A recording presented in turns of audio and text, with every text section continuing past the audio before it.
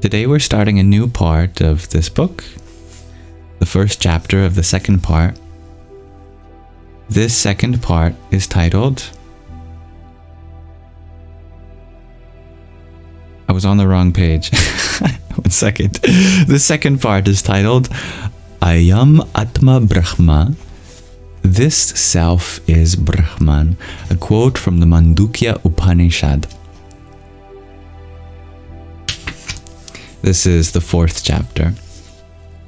We had left off when our dear protagonist had finished her first lesson from Miss Nandi on the ancient script Devanagari, hosting the sounds of an even more ancient language called Sanskrit from a book that was left on her desk from a certain spiritual fellow in her life named Sid, who had began to initiate her into the secrets of immortality.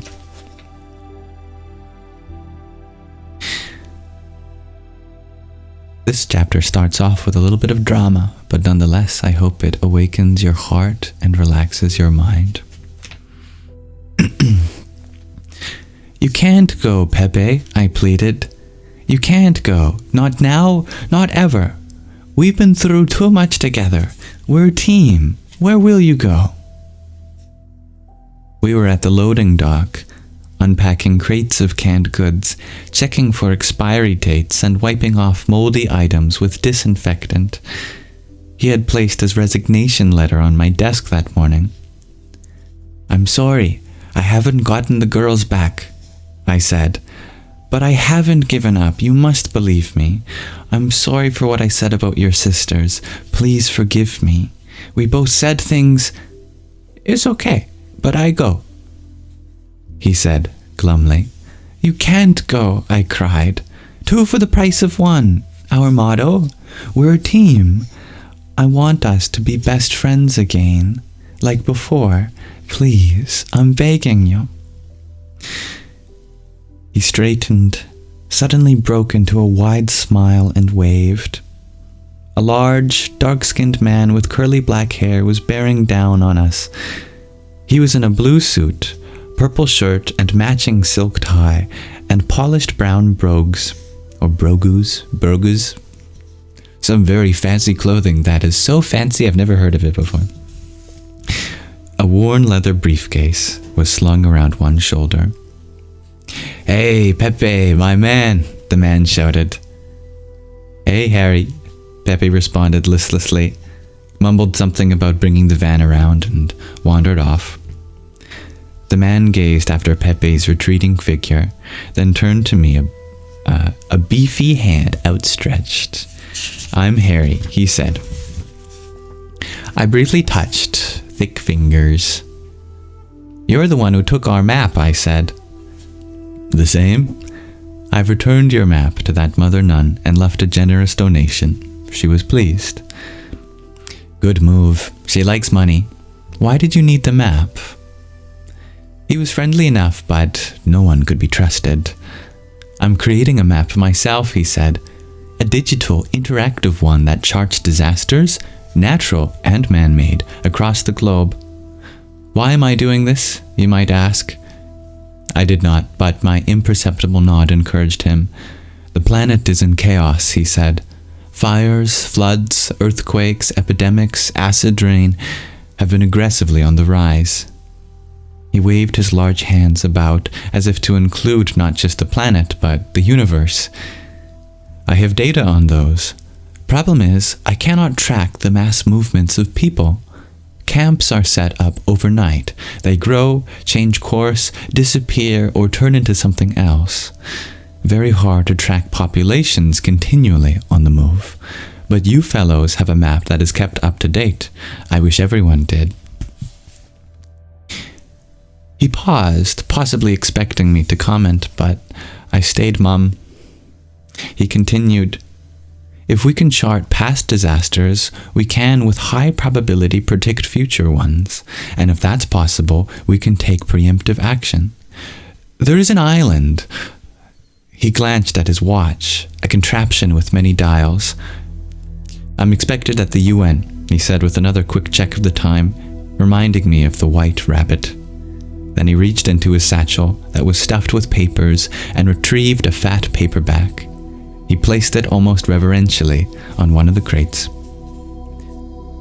I presume Pepe gave you The Seer and the Scene from Sid. Yesterday, when I was clearing out my desk, I found this. The Mandukya Upanishad. 12 statements with an extensive commentary. A good little treatise.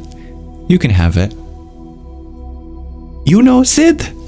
Where is he? I asked, unable to keep the anxiety out of my voice. Who knows?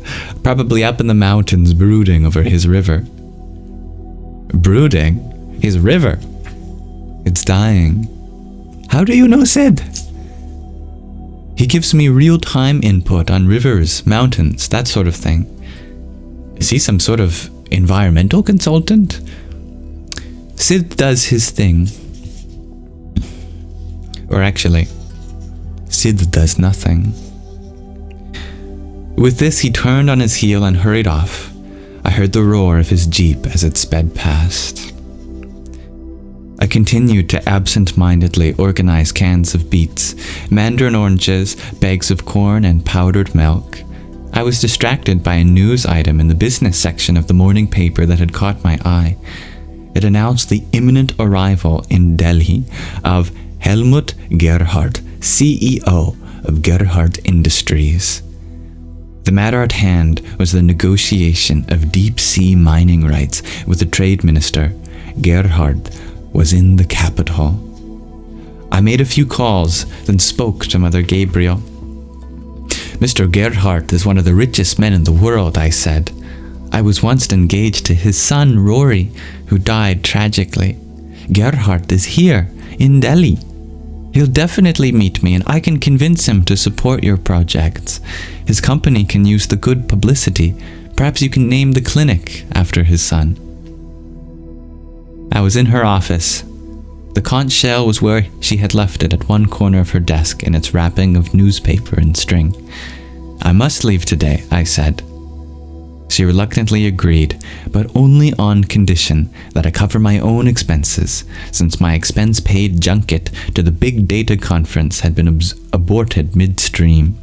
I packed a small bag, flagged a taxi, and made it to the airport in time to catch the afternoon flight.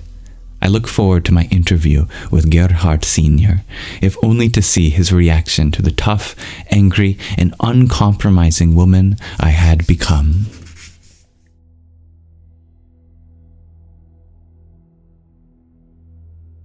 Let's pause our reading of Moksha, liberation, there for now.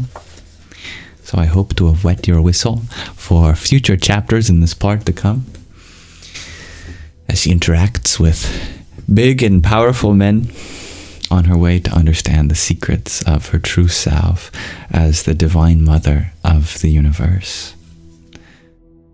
Namaste.